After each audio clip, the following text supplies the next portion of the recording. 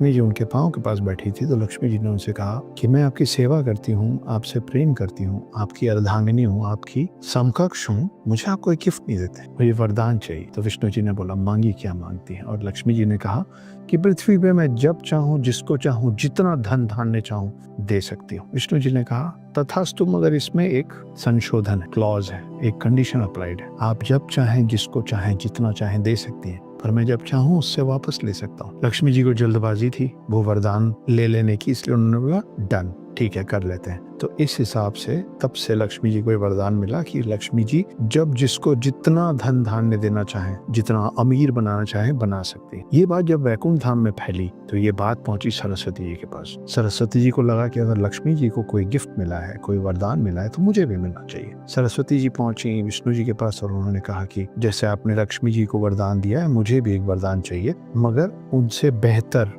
उनसे ज्यादा अच्छा वरदान चाहिए। और तब विष्णु जी ने सरस्वती जी से कहा कि ठीक है, आपको मैं ये वरदान देता हूँ कि आप पृथ्वी में जिसको चाहें, जितना चाहें, जब चाहें विद्या दे सकती हैं और कोई कंडीशन अप्लाइड नहीं है। मतलब आप जो दे देंगे उसको मैं भी वापस नहीं ले सकता एक मनुष्य से। इसीलिए पैसा जो है, धन जो है, लक्ष्मी जो है, वो आके कई बार चली जाती है, लेकिन विद्या जो है, सरस्वती जो है, वो अगर एक बार आप तक पहुंच गई तो हमेशा आपका साथ देंगी, हमेशा आपके साथ रहेंगी, क्योंकि उसको आपसे विष्णु जी भी नहीं ले सकते। तो ये कहानी है विष्णु जी की, जिसमें लक्ष्मी जी और सरस्वती जी दोनों इन्वॉल्व हैं।